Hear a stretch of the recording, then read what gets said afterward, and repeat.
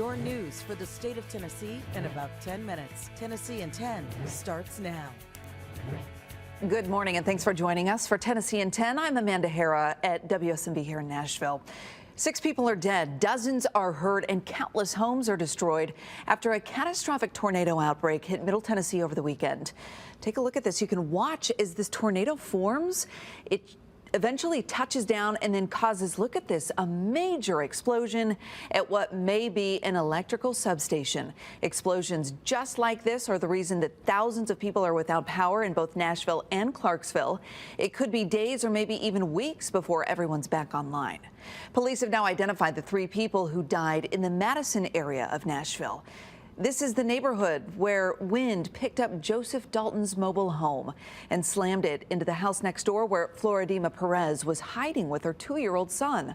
All 3 of them died, but Dalton's 10-year-old son and Perez's 7-year-old son both survived. They're both at Vanderbilt Children's Hospital right now.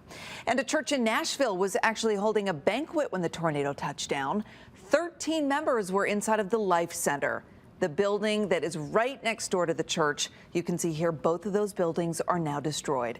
People were trapped inside before getting help. We spoke to a woman who survived this. All of a sudden, I heard a real big whistling sound. And I said, oh my God, and we started praying. When we got up, it was no roof, it was no side walls. Everything was gone. Now, a few members did have to go to the hospital, but they only had minor injuries, things like cuts and bruises. And in Clarksville, this monster storm, watch it sweeping over the city, causing some of the most severe damage Middle Tennessee has ever seen. Tons of homes are destroyed near this elementary school that suffered damage as well. In Memphis, a 4-year-old is dead after an accidental shooting. Police responded to Methodist South Hospital where they found the parents. The parents told police that the boy accidentally shot himself, but the case is now under investigation.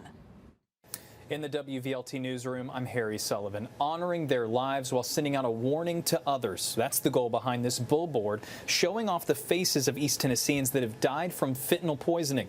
The parents of those featured on the billboard are part of a group called Rachel's Angels. They have more than 100 billboards all across the country, raising awareness on the dangers of fentanyl and remembering their children. We hope that all of the billboards and awareness saves a lot of families' lives. The Centers for Disease Control and Prevention says about 150 people die from opioid or fentanyl poisoning each and every day. The group says they hope the billboard will be a wake-up call for parents who see it. They say another one is on its way up in East Tennessee. We'll send it back to you.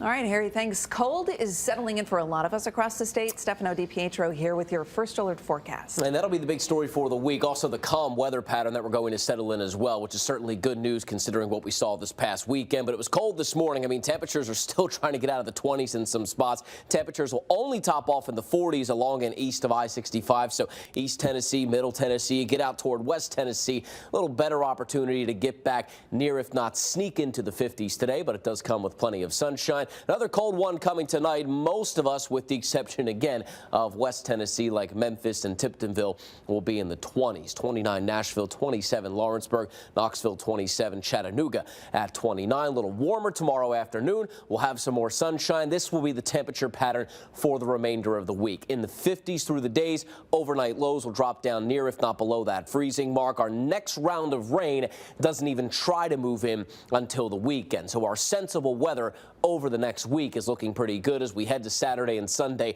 Not only do we watch for rain, but it's very isolated. So I'm not seeing anything soaking. I'm not seeing any storms. I'm seeing no severe weather threat, and certainly some good news for us.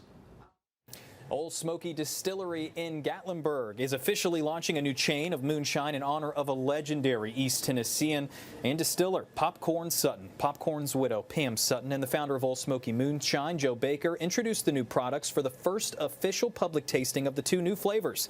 Pam even gave her seal of approval, saying the new liquor tasted exactly like her late husband's. I tried it.